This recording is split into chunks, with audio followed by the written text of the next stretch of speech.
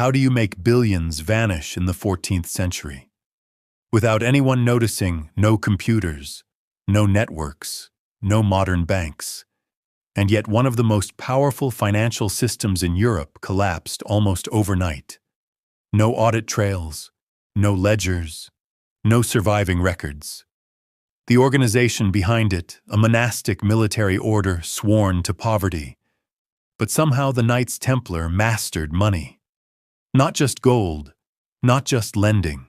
A transcontinental system of deposits, transfers, and coded credit notes, centuries before Wall Street, was even an idea. And then, it disappeared. So what happened to the Templar financial empire?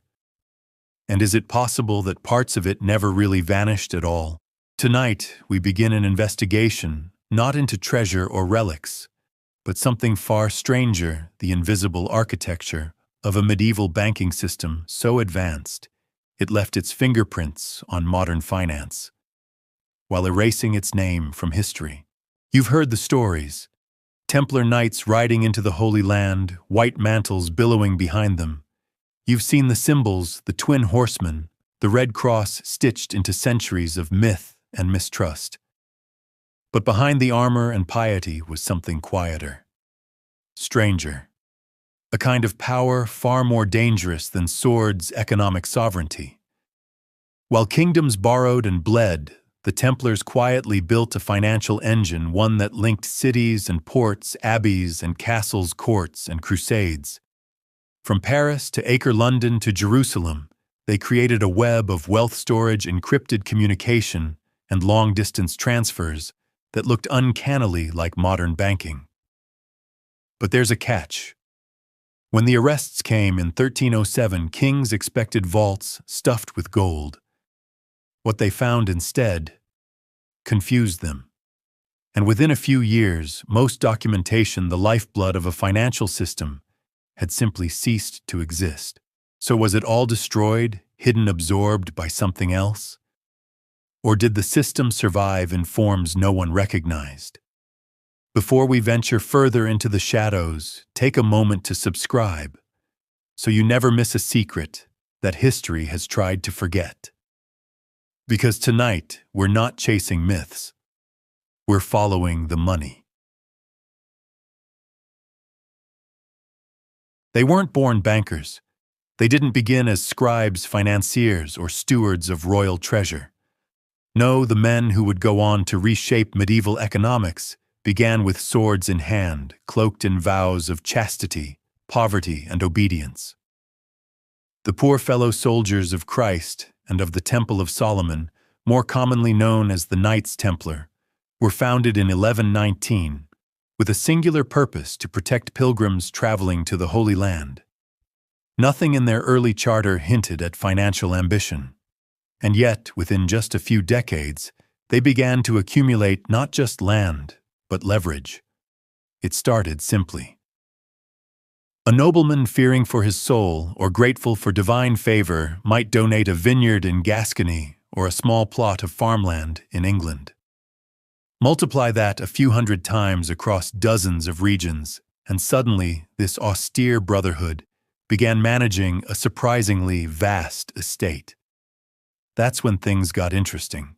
Because unlike many religious orders, the Templars didn't just sit on their assets. They managed them. They leased out lands, sold off excess grain, reinvested in mills, even took fees from toll bridges. It was in essence a quiet economic engine, rural, stable, and slow-moving. But the foundation was laid. This transformation was no accident. At the time, most monks were cloistered behind abbey walls. But the Templars moved constantly. They were warriors, diplomats, administrators. They needed efficiency, communication, and standardization. So they developed it.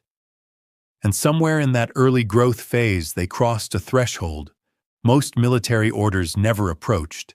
They became not just landowners, but trusted custodians of other people's assets. The shift was subtle at first. A lord departing for the Crusades might entrust the Templars with his estate. Another might ask them to hold a chest of coin until his return. Some began using them to settle debts between regions. The reputation of the Templars as incorruptible, bolstered by their oath-bound lifestyle, made them the safest pair of hands available in a fragmented, often lawless Europe. Yet not everyone saw them through such a charitable lens. Even in their early days there were whispers. Why did they answer to no king? Why were their lands exempt from local taxes?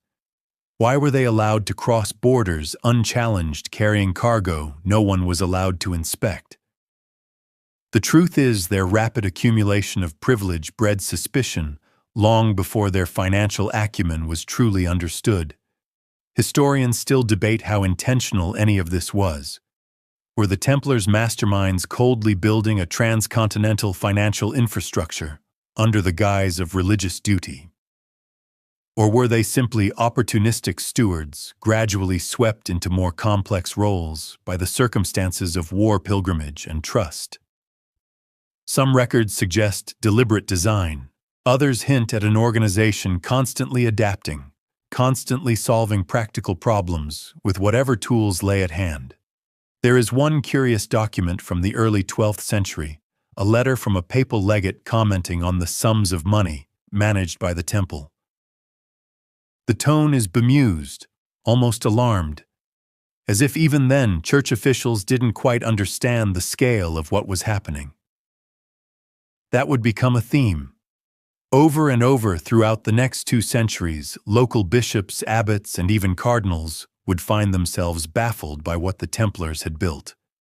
What's most important to understand is this: the Templars did not invent finance. They did not bring money into the church. But they did something few dared to do. They systematized it. They professionalized it. And eventually, they made it mobile. We often think of medieval life as rigid, slow, and disconnected. But the Templars operated on a different frequency. Their structure was hierarchical, yet mobile. Their members were both monks and knights. Their loyalties were not to kings, but to the Grand Master, and through him to the Pope. This made them uncommonly nimble. They could respond to crises, reallocate resources, or enforce policy faster than many kingdoms could raise an army. Of course, with that agility came opacity. Their internal communications were coded. Their archives were centralized. And most frustrating of all for modern scholars, their financial records, when they existed, were treated as sacred secrets. Even today,